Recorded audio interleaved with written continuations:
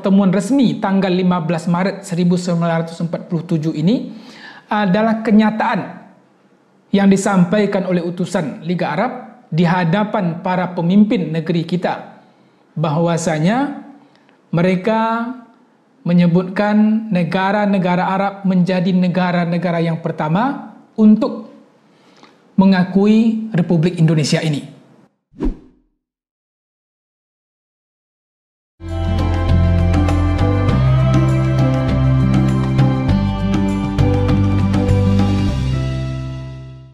Assalamualaikum warahmatullahi wabarakatuh.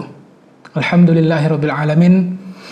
Nahmaduhu wa nasta'inuhu wa nastaghfiruh wa na'udzu billahi min syururi anfusina wa min sayyiati a'malina. Amma ba'du. Sahabat tafaku yang semoga senantiasa kita dalam lindungan Allah Subhanahu wa taala. Pada Ramadan tahun ini 1441 Hijriah, kami akan menyampaikan kepada sahabat tafaku sekalian dan kaum muslimin pada umumnya tentang sejarah dan dinamika perjuangan umat Islam Indonesia. Di saat proklamasi yang dikumandangkan pada tanggal 17 Agustus 1945, sesungguhnya betul itu adalah sebuah kemerdekaan yang disampaikan kepada seluruh rakyat Indonesia, bahwa kita sudah terbebaskan dari penjajahan, bahwa kita adalah bangsa yang merdeka. Tetapi kemerdekaan yang dikumandangkan itu belum lagi bisa berjalan mulus. Kenapa disebut demikian? Karena masih banyak gangguan dari pihak lain. Masih ada negara-negara penjajah sebelumnya yang tidak senang dengan kemerdekaan kita. Di antaranya Belanda, yang kemudian juga ikut campur pada awal kemerdekaan negeri kita ini. Pada tahun 1946 dilaksanakan perjanjian Linggarjati, dan hasil dari perjanjian Linggarjati tersebut, kemerdekaan kita itu hanya diakui pada wilayah yang ada di Pulau Jawa dan Sumatera saja. Ini menunjukkan bahwa kemerdekaan yang sudah dikumandangkan oleh proklamator itu belum sepenuhnya bisa dirasakan oleh seluruh warga bangsa Indonesia. Dari perjanjian Linggarjati itu menunjukkan bahwasanya Pulau Jawa dan Sumatera adalah itu yang diakui sebagai negara yang berdaulat. Dalam pada itu, kemerdekaan kita yang sudah dikumandangkan tersebut juga sudah bergaung sampai ke negara-negara tetangga, juga sudah didengar oleh negara-negara lain, yang dalam hal ini sampailah kemerdekaan yang diproklamasikan tersebut ke negara-negara Arab. Dalam salah satu sidang di penghujung tahun 1945, para pemimpin Liga Arab yang bersidang di Mesir pada saat itu dipimpin oleh Perdana Menteri Mesir yang juga merangkap sebagai Menteri Luar Negeri, yaitu Mahmud Fahmi Nurkasi. Beliau menyampaikan dalam sidangnya itu tentang sebuah surat yang datang dari Indonesia. Jadi sudah ada delegasi Indonesia yang berkirim surat ke negara-negara Arab untuk meminta dukungan kepada Liga Arab. Artinya peran bangsa Arab dalam kemerdekaan negeri kita, sesungguhnya mereka juga mempunyai jasa yang tidak sedikit. Di saat pada hari ini, para sahabat tafakus sekalian, kita mendengar, kita mungkin pernah membaca tentang bagaimana pihak-pihak tertentu berusaha untuk mendiskreditkan sesuatu yang berbau Arab. Sesuatu yang berbau Arab seakan-akan itu adalah hal yang layak untuk dijadikan sebagai bahan guyonan, adalah hal yang layak untuk dijadikan sebagai bahan cemoohan. Mungkin sahabat tafaku pernah mendengar istilah kadal gurun. Itu adalah cara dari pihak tertentu untuk meremehkan sesuatu yang datang dari Arab. Tetapi dari sejarah yang akan kita pelajari ini, dari sejarah yang bisa kita baca dan bisa kita telusuri kebenarannya, bahwasanya peran negara-negara Arab terhadap kemerdekaan negeri kita ini sungguh luar biasa. Kenapa? Di saat negara-negara penjajah berusaha untuk melemahkan semangat juang bangsa Indonesia yang baru seumur jagung itu, dukungan yang luar biasa datang dari saudara kita di Timur Tengah. Ini sebuah dukungan moral terhadap kemerdekaan bangsa kita. Dari surat yang disampaikan kepada Liga Arab dan kemudian dibacakan oleh Perdana Menteri Mesir di sidangnya pada akhir tahun 1945 itu, dibacakan bunyi suratnya demikian: situasi Indonesia semakin gawat sehubungan dengan digelarnya sidang Liga Arab. Jadi rupanya para pemimpin Indonesia pada saat itu mengetahui Liga Arab akan melaksanakan sidang. Di saat sidang telah dimulai atau dimulainya sidang itu, berharap para pemimpin negeri kita ini, surat sudah sampai ke para pemimpin negeri-negeri Arab yang akan mereka bacakan pada sidangnya tersebut. Disampaikan lagi dalam surat tersebut bahwasanya situasi di Indonesia semakin gawat sehubungan dengan akan digelarnya sidang Liga Arab. Kami menantikan dukungan konkret dari negara-negara Arab. Ini surat yang disampaikan oleh para pemimpin kita. Dan pengakuan terhadap Republik Indonesia yang merdeka. Kami juga mengharap Inggris tidak ikut membantu Belanda dan tidak ikut urusan negeri Indonesia. Jadi ada permohonan supaya ada dukungan dari negara-negara Arab, kemudian mengharapkan juga supaya Inggris tidak ikut campur urusan dalam negeri Indonesia, dan juga Belanda supaya tidak pula ikut campur dalam urusan yang sama. Surat ini dibacakan oleh Menteri Luar Negeri Mesir yang merangkap sebagai Perdana Menteri pada saat itu di hadapan anggota sidang Liga Arab. Mendengar surat yang dibacakan tersebut, Sekjen Liga Arab pada saat itu yang bernama Abdurrahman Azam Pasha, beberapa saat kemudian ketika Raja Arab Saudi berkunjung ke Mesir, beliau menyampaikan tentang kondisi Indonesia yang sudah dibahas pada sidang Liga Arab itu, dan pada tanggal 16 Januari 1946 ada kunjungan Raja Arab Saudi ke Mesir. Mendapati hal yang demikian, maka Abdurrahman Azam Pasha sebagai Sekjen Liga Arab segera menemui Raja Arab. Beliau menyampaikan kepada Yang Mulia bahwasanya di timur jauh ada bangsa muslim yang jumlahnya mencapai 70 juta jiwa. Mereka mengumumkan jihad melawan Belanda dan meminta haknya untuk kemerdekaan mereka. Ini yang disampaikan oleh Sekjen Liga Arab kepada Raja Arab Saudi. Apa jawaban dari Raja Arab Saudi pada saat itu? Ketahuilah wahai Abdurrahman bahwa saya dan negeri saya siap untuk membantu bangsa muslim itu. Ini sahabat tafakuh. Luar biasa bagaimana respon dan jawaban dari para pemimpin negara-negara Arab terhadap kemerdekaan kita yang baru seumur jagung. Tetapi mereka mempunyai harapan yang luar biasa. Kenapa? Karena ada ikatan keimanan, ada ikatan keislaman yang membuat mereka walaupun belum pernah datang ke negeri ini, tetapi merasa mempunyai ikatan persaudaraan yang kuat dan siap untuk membantu, memperjuangkan atau memberikan dukungan terhadap kedaulatan negeri kita ini. Pertemuan antara Sekjen Liga Arab pada saat itu dengan Raja Arab Saudi berakhir dengan kesepakatan bahwasanya Mesir siap membantu untuk pengiriman senjata ke Indonesia. Untuk pengirimannya Mesir siap membantu, sementara untuk biaya akan ditanggulangi oleh Arab Saudi. Selanjutnya pada bulan Desember 1946,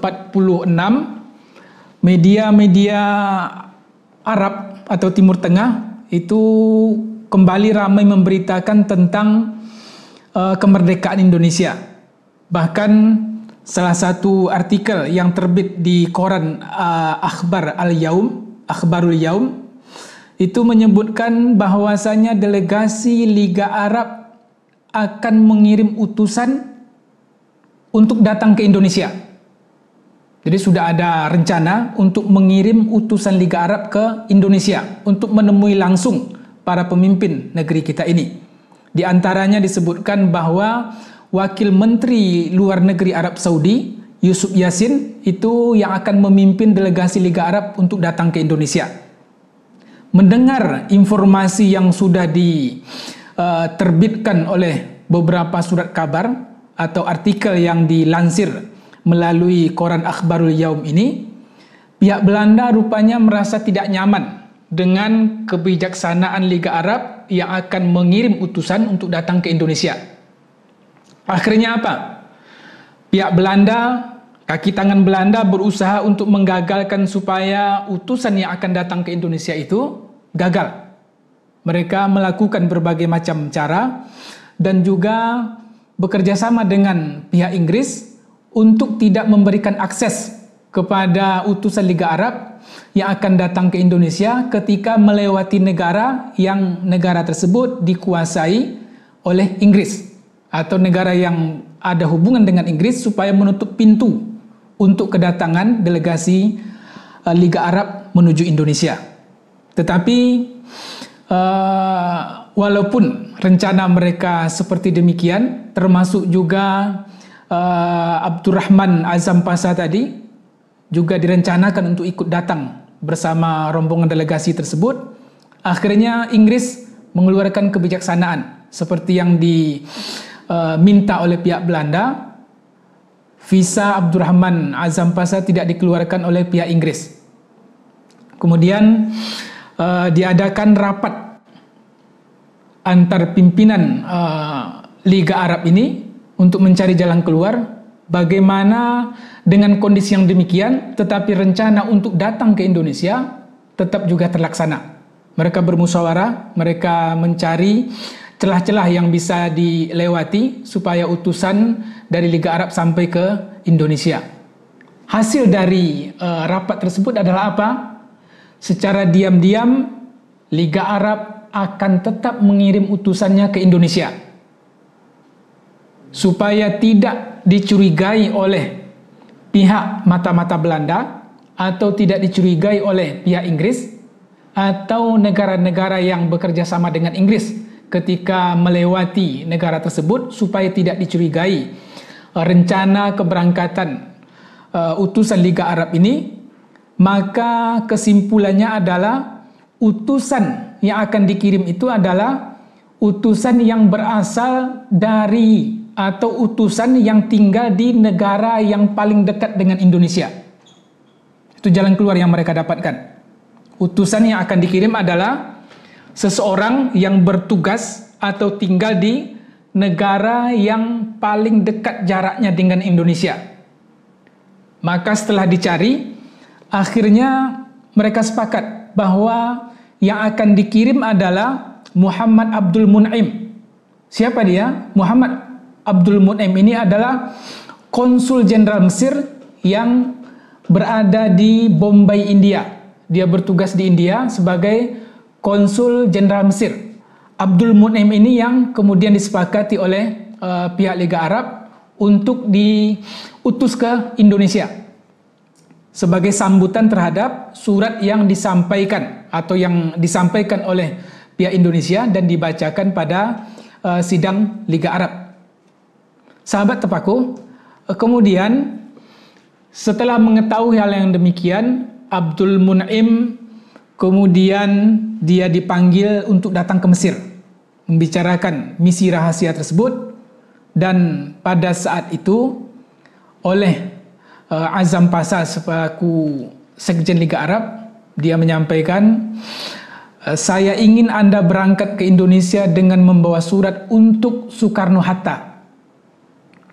Jadi perintahnya adalah saya mengutus Anda untuk datang ke Indonesia dengan membawa surat untuk Presiden dan Wakil Presiden Republik Indonesia. Saya tidak ingin seorang pun mengetahui tugas ini. Ini adalah apa? Tugas rahasia. Kenapa rahasia? Karena pihak Belanda dan Inggris sudah melakukan langkah-langkah supaya utusan Liga Arab tidak sampai ke Indonesia.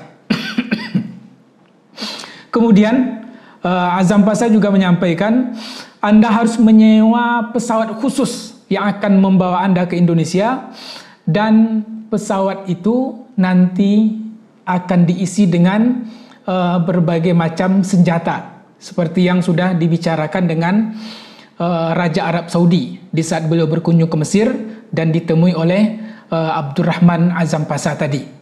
Jadi itu pesan yang disampaikan kepada Abdul Mun'im, bahwasanya ini adalah misi rahasia, sampaikan surat dari kami, dan ada senjata yang juga akan dikirim, maka pesawat yang harus kamu tumpangi itu adalah juga pesawat khusus yang tak seorang pun mengetahui misi rahasia tersebut. Sahabat Tafakur, hanya 3 orang yang mengetahui tentang misi rahasia ini. Yang pertama adalah Azam Pasha sendiri selaku Sekjen Liga Arab. Yang kedua adalah Jamir Arif, wartawan Mesir, yang juga sahabat Abdul Mun'im ini. Dan yang ketiga adalah istrinya sendiri. Saking rahasianya rencana untuk kedatangan utusan Liga Arab ke Indonesia. Sebelum meninggalkan Mesir menuju Bombay, Abdul Mun'im sudah menyampaikan pesan atau sudah membuat pesan kepada Sekjen Liga Arab, bahwasanya seperti yang sudah disepakati sebelumnya itu, dia menyampaikan, saya telah sepakat dengan pilot India untuk menyewa pesawat kecil berjenis Dakota. Jadi akhirnya Abdul Mun'im mendapatkan cara untuk menyewa pesawat, sebuah pesawat kecil dengan pilot dari India. Khawatir diketahui oleh pejabat Inggris yang ada di India, maka untuk mengelabui atau supaya misi rahasia tersebut tidak ketahuan, akhirnya apa yang dilakukan oleh Abdul Mun'im? Dia menyebutkan kepada rekan-rekan sesama anggota konsul negara lain yang ada di India, bahwa dia akan berburu binatang ke Melayu. Jadi dia rencananya melalui pesawat yang disewa tersebut menyampaikan dia akan berburu binatang ke negeri Melayu untuk menghilangkan jejak dari misi rahasia tersebut. Kemudian Abdul Mun'im juga menyampaikan skenario tersebut kepada Abdurrahman Pasha. Setelah pesawat yang saya tumpangi dari India sampai ke Singapura, kemudian haluan pesawat akan dibelokkan ke arah Indonesia. Alasannya apa? Karena ada kerusakan mesin dari pesawat ini, maka mau tak mau pesawat harus dibelokkan ke arah Indonesia. Kemudian rencana kami untuk membelokkan pesawat tersebut ke wilayah Indonesia itu adalah suatu tempat yang sudah disepakati dengan utusan Indonesia. Sehingga nanti kalau berhasil melewati Singapura kemudian masuk ke Indonesia, akhirnya mereka akan bertemu di suatu tempat yang sudah direncanakan sebelumnya. Tetapi rencana tersebut akhirnya tak bisa dilaksanakan. Kenapa? Karena ketika pesawat yang ditumpangi oleh Abdul Mun'im itu pada akhir Februari 1947 mendarat di Singapura, kemudian ketika ada rencana pada awalnya sampai di Singapura, berhenti, kemudian langsung terbang lagi, tetapi dibelokkan ke arah Indonesia dengan alasan ada kerusakan mesin. Tetapi yang kemudian terjadi adalah ketika mereka mendarat di Singapura, rupanya penjagaan sangat ketat yang dilakukan oleh Belanda. Ada penjagaan udara yang dilakukan itu sangat ketat, sehingga pilot pun tidak berani mengambil risiko untuk membelokkan pesawat tadi ke Indonesia. Artinya apa? Rencana yang tadi sudah mereka ingin lakukan tidak bisa dilaksanakan. Kenapa? Karena begitu ketatnya penjagaan udara yang dilakukan oleh pesawat-pesawat Belanda, dan sang pilot pun tidak mau mengambil risiko, sehingga akhirnya mereka tetap untuk sementara waktu tinggal di Singapura. Berbagai macam cara dilakukan oleh Abdul Mun'im, di antaranya adalah kemudian sampai dia pada satu kesimpulan untuk berterus terang. Dia berterus terang menyampaikan kepada pihak Belanda bahwa saya akan datang ke Indonesia, utusan dari Liga Arab. Ketika rencana secara diam-diam sudah tidak memungkinkan lagi dia lakukan, akhirnya dia sampai pada kesimpulan untuk berterus terang. Mana tahu dengan cara seperti ini pihak Belanda akan terbuka hati mereka karena ada kedatangan dari pihak lain dari Liga Arab. Tetapi itu pun tidak membuahkan hasil. Bahkan pihak Belanda itu menolak memberikan visa untuk masuk ke Indonesia. Ditolak oleh pihak Belanda visa masuknya ke Indonesia. Kemudian sampai menyebutkan bahwasanya Abdul Mun'im tidak diperbolehkan, tidak diizinkan untuk masuk ke wilayah Indonesia. Akhirnya Abdul Mun'im mencari cara lain, mencari celah lain, yang dalam istilah disebutkan ketika jalur resmi sudah tak memungkinkan, maka akhirnya dia berusaha untuk mencari jalan-jalan tikus, cara-cara yang di luar kebiasaan supaya rencana untuk sampai ke Indonesia tetap bisa terlaksana. Sahabat Tafakur, yang semoga kita senantiasa berada dalam lindungan Allah pada kesempatan ini dan masa-masa selanjutnya. Abdul Mun'im akhirnya tinggal beberapa pekan di Singapura sambil mencari informasi supaya bisa dapat untuk masuk ke Indonesia. Akhirnya dia mendapatkan informasi bahwa ada seseorang dari Amerika, seorang wanita Amerika yang bernama Kak Tut Tantri. Dia mendapatkan info bahwasanya wanita Amerika ini baru saja bisa menembus dari Jawa masuk ke Singapura. Dia mendapatkan info tentang wanita ini yang bisa menembus jalur dari Jawa ke Singapura.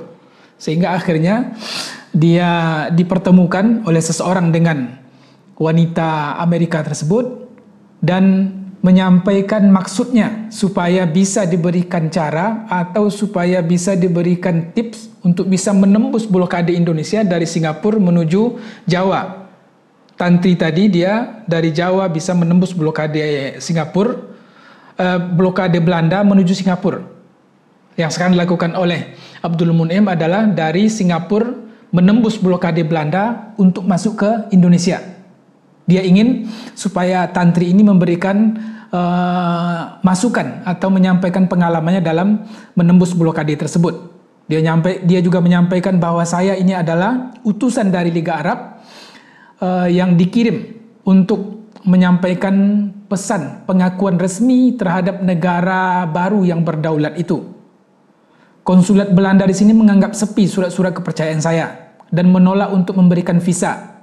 Inggris pun tak mau membantu. Mereka malah tidak memberi izin keluar dari Singapura apabila hendak dipakai untuk ke Indonesia. Ini yang disampaikan oleh Abdul Mun'im kepada Tantri, wanita Amerika yang baru saja sampai di Singapura. Berhari-hari Abdul Mun'im dengan Tantri berusaha untuk mendatangi beberapa pihak yang sekiranya itu bisa memberikan jalan bagi mereka untuk sampai ke Indonesia. Ada pedagang-pedagang Cina, kemudian juga pemilik kapal dan nelayan Melayu. Tetapi karena resiko yang sangat besar, tidak ada yang berani untuk bisa membawa mereka masuk ke Indonesia. Akhirnya sampai mereka menemukan seorang pengusaha Inggris yang simpati dengan perjuangan kemerdekaan Indonesia. Pengusaha tadi menyampaikan bahwasanya bisa saja asal dengan syarat menyewa pesawat yang datang dari Filipina. Ini ada titik terang, pesawat yang akan disewa adalah pesawat yang datang dari Filipina dengan harga yang lumayan besar pada saat itu, sekitar $10.000. Akhirnya disetujui, tetapi timbul masalah kemudian. Apa itu? Uang yang ada di kantong Abdul Mun'im tidak mencukupi untuk menyewa pesawat, sementara tantri yang bersimpati dengan Indonesia, kemudian juga mau membantu proses Abdul Mun'im untuk bisa masuk ke Indonesia, juga tidak mempunyai uang yang cukup untuk menyewa pesawat dengan jumlah $10.000 tersebut. Akhirnya mereka membuat perjanjian. Yang perjanjian itu adalah bahwasanya uang $10.000 akan dibayar oleh pemerintah Mesir dalam jangka waktu tertentu, dan yang menjadi penjaminnya adalah pemerintah Indonesia yang baru berumur sangat muda tadi. Perjanjian itu akhirnya disepakati oleh pihak pemilik pesawat. Akhirnya mereka berangkat. Abdul Mun'im dengan tantri berangkat ke Indonesia melalui pesawat yang berasal dari Filipina tadi. Tetapi dalam perjalanan pun pesawat tadi itu juga dikejar, itu juga dipepet oleh pesawat-pesawat Belanda. Tetapi karena pengalaman yang cukup luar biasa dari pilot pesawat dari Filipina tadi, akhirnya mereka bisa lolos dari pengejaran pesawat Belanda itu. Dan sebelum berangkat pun, untuk memberikan kesan bahwasanya tidak ada sesuatu yang luar biasa dari keberangkatan mereka, Abdul Mun'im pun menyamar sebagai pelayannya wanita Amerika tadi. Dengan gaya pelayan, dia naik ke atas pesawat dan sampai di dalam pesawat, kemudian dia masuk ke kamar kecil, mengganti pakaian, kemudian keluar kembali. Kopilot kaget. Ini siapa? Tiba-tiba muncul di atas pesawat dengan gaya yang sangat rapi dan sangat mengesankan sebagai seorang pejabat resmi. Akhirnya dia menyampaikan, saya adalah tadi yang menyamar sebagai pelayannya tantri. Saya adalah utusan dari Liga Arab untuk datang ke Indonesia menyampaikan pesan dari Liga Arab tentang pengakuan kedaulatan Republik Indonesia. Begitu cara Abdul Mun'im melaksanakan misinya, sampai mau menyamar untuk menjadi seorang pelayan. Dalam perjalanan, akhirnya mereka sampai di Indonesia pada hari Kamis pagi, tanggal 13 Maret 1947, mendarat di Yogyakarta. Ketika pesawat kecil tersebut mendarat, Mayor Sujono yang menjadi komandan Pangkalan Udara Maguwo, sekarang itu adalah Bandara Adi Sucipto, kaget. Kenapa? Ada pesawat, kemudian yang turun adalah orang asing dan tidak ada pemberitahuan sebelumnya. Kenapa? Rencana awal yang disebutkan oleh Abdul Mun'im tadi tidak bisa terlaksana. Akhirnya mereka melakukan atau mengambil langkah kedua, dan langkah kedua ini rupanya tidak diketahui oleh pejabat atau pihak berwenang yang ada di bandara. Kemudian dia sampaikan bahwasanya adalah utusan dari Liga Arab. Dengan tergopo-gopo Mayor Sujono tadi menelpon pihak istana Yogyakarta, karena pada saat itu istana pemerintahan, pusat pemerintah Indonesia berada di Yogyakarta. Ditelepon pada pejabat, akhirnya tidak ada protokoler pemerintahan yang bisa menjemput utusan Liga Arab ke bandara. Apa yang dilakukan oleh Mayor Sujono tadi? Dia membawa utusan resmi Liga Arab itu dengan kendaraan dinasnya. Sore hari, berita kedatangan utusan Liga Arab ini yang perdana ke Indonesia itu sudah menghebohkan banyak orang, termasuk diberitakan oleh Radio Republik Indonesia. Dalam pemberitaannya disampaikan, kekuasaan Belanda berusaha menghalangi kedatangannya ke Indonesia. Diberitakan demikian, dengan mempersulit formalitas-formalitas dan tidak diizinkan menumpang pesawat Belanda. Meskipun demikian, dengan mempertaruhkan jiwa raganya dalam menjalankan tugas yang diberikan Liga Arab, beliau telah selamat sampai di ibu kota RI, Yogyakarta.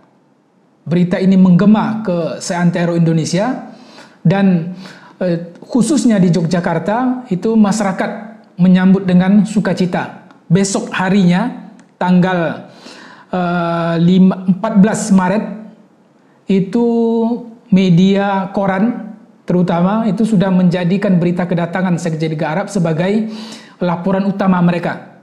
Dan pada saat itu Abdul Mun'im atas izin Sultan Jogja menginap di Kepatihan didampingi oleh Profesor H.M. Rashidi dan juga A.R. Baswedan. Pada tanggal 14 Maret itu, tepatnya pada hari Jumat, utusan Liga Arab ini diajak untuk sholat Jumat di Masjid Besar Yogyakarta, Masjid Kauman. Ketika akan melaksanakan sholat, karena masyarakat sudah mengetahui kedatangan utusan Liga Arab, mereka pun, masyarakat Yogyakarta berbondong-bondong ingin melihat, ingin mengetahui suasana bagaimana kedatangan utusan itu yang dia akan sholat Jumat di Masjid Besar Yogyakarta. Terjadilah peristiwa yang luar biasa dengan kedatangan masyarakat tadi, salam-salaman kemudian bersuka cita menyambut betapa dukungan Liga Arab yang sangat mereka harapkan juga dari negara-negara lain, tetapi rupanya dari negara Arab yang datang terlebih dahulu ke negeri kita. Kenapa? Karena ikatan keimanan, ikatan keislaman tadi. Selanjutnya pada tanggal 15 Maret, besoknya pada hari Sabtu, dalam acara resmi kenegaraan, Abdul Mun'im membacakan surat resmi sebagai utusan Liga Arab. Surat resminya tersebut berbunyi demikian: Paduka Yang Mulia Presiden, kami mendapat kehormatan yang besar. Pertama, untuk menyampaikan salam bahagia serta doa Baginda Raja Farouk, Raja Negeri Mesir, kepada Paduka Yang Mulia. Kedua, pesannya adalah untuk menjadi utusan dari Sekretariat Jenderal Liga Arab, menyampaikan kepada Yang Mulia suatu amanat yang sangat menarik hati kami, yaitu keputusan Dewan Liga Arab yang telah ditetapkan dalam sidangnya pada 18 November 1946, yaitu anjuran kepada negeri-negeri Arab untuk mengakui Indonesia yang mempunyai tali hubungan agama, untuk mengakui Indonesia yang mempunyai ikatan hubungan keagamaan dan persaudaraan dengan mereka sebagai negara merdeka dan berdaulat. Paduka Yang Mulia, masih dalam surat yang sama, alangkah gembiranya negara-negara Arab jika penyelenggaraan pengakuan kemerdekaan Indonesia serta perhubungan antara Indonesia dan negara-negara itu dapat dilaksanakan selekas-lekasnya atau secepatnya, sehingga negara-negara Arab menjadi negara-negara yang pertama yang mengakui Republik Indonesia. Ini pengakuan yang luar biasa. Kalau tadi itu adalah baru pada tahap rencana, maka dalam pertemuan resmi tanggal 15 Maret 1947 ini adalah kenyataan yang disampaikan oleh utusan Liga Arab di hadapan para pemimpin negeri kita, bahwasanya mereka menyebutkan negara-negara Arab menjadi negara-negara yang pertama untuk mengakui Republik Indonesia ini. Kemudian surat yang dibacakan oleh utusan Liga Arab itu dijawab pula secara resmi oleh Presiden Soekarno, yang diterjemahkan ke bahasa Arab oleh H.M. Rashidi. Presiden Soekarno menyampaikan, Paduka Tuan, Assalamualaikum warahmatullahi wabarakatuh. Paduka Tuan, kami merasa girang. Kami merasa girang sekali dapat menyambut kedatangan Paduka Tuan di negeri kami ini. Dan kami mengucapkan terima kasih banyak atas kunjungan Paduka Tuan yang mengandung arti sejarah ini. Terlebih dahulu kami mengucap syukur Alhamdulillah bagi salam dan doa Baginda Raja Farouk, Raja Mesir, yang Paduka sampaikan kepada kami. Sebaliknya kami harap sudilah kiranya Paduka Tuan menyampaikan pula salam kami kepada Baginda. Kami doakan moga-moga negeri Mesir senantiasa berada dalam kemajuan dan lekas mencapai cita-cita kebangsaannya. Kami telah mengetahui bahwa Dewan Liga Arab dalam sidangnya tanggal 18 November 1946 telah memutuskan untuk menganjurkan kepada negara-negara Arab yang berserikat di dalamnya supaya mengakui negara Republik Indonesia sebagai negara merdeka dan berdaulat. Itu di antara kutipan dari pidato resmi Presiden Soekarno menyambut kedatangan utusan Liga Arab tadi. Sahabat Tafakur yang semoga kita dimuliakan Allah Subhanahu wa taala, dari beberapa cuplikan peristiwa betapa negara-negara Arab mempunyai kepedulian yang luar biasa terhadap negeri kita, maka sejarah yang ini atau awal dari sejarah perjalanan bangsa kita ini menjadikan kita akhirnya semakin kuat. Akhirnya para pemimpin negeri kita mempunyai dukungan moral, mempunyai spirit untuk mempertahankan kemerdekaan negeri ini. Pada hari terakhir kunjungan delegasi Liga Arab Abdul Mu'im di Indonesia, beliau menyampaikan kepada para pemimpin kita pada saat itu bahwa di India pada tanggal 23 Maret sampai 2 April 1947 akan dilangsungkan pertemuan beberapa negara Asia yang akan dilaksanakan di India. Sebenarnya para pemimpin negeri kita pada saat itu pun sudah mengetahui dan sudah menyiapkan utusan untuk datang ke India yang diketuai oleh Dr. Abu Hanifah, termasuk juga ikut dalam rombongan itu rencananya Haji Agus Salim, HR Baswedan, dan HM Rasidi. Tetapi utusan Indonesia ini terkendala oleh pesawat yang belum didapatkan yang akan bisa mengantarkan mereka ke pertemuan tersebut. Mendengar alasan yang demikian, akhirnya Abdul Mu'im menyampaikan, kalau begitu rombongan dari Indonesia saya perkenankan untuk ikut menumpang di pesawat yang kami sewa ini. Jadi ada tawaran dari Abdul Mu'im kepada delegasi Indonesia untuk datang ke India. Dengan senang hati, rombongan tadi akhirnya bersiap-siap untuk berangkat. Tetapi lucunya yang tidak ditanyakan oleh Abdul Mu'im sebelum itu adalah dia tak bertanya berapa delegasi Indonesia yang akan berangkat tersebut. Sementara pesawat yang dicarternya ketika itu adalah pesawat kecil.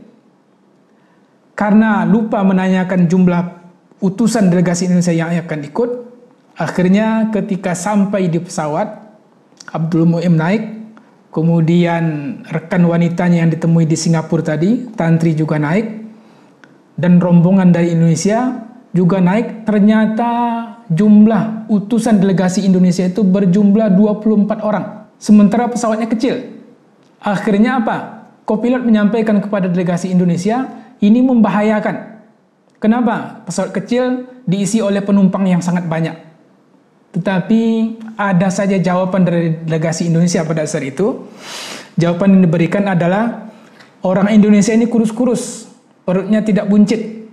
Akhirnya dengan guyonan seperti demikian, pilot mengizinkan 24 orang delegasi Indonesia untuk ikut bersama Abdul Mu'im ke India. Demikian yang bisa kami sampaikan. Semoga membuka wawasan dan menggugah kesadaran kita tentang bagaimana kuatnya ikatan keimanan, ikatan persaudaraan atas dasar iman dan Islam itu, sehingga negara-negara yang jauh jaraknya dari negeri ini, mereka juga ikut berperan serta dalam memberikan dukungan moral bagi kemerdekaan Indonesia. Billahi taufiq wal hidayah. Assalamualaikum warahmatullahi wabarakatuh.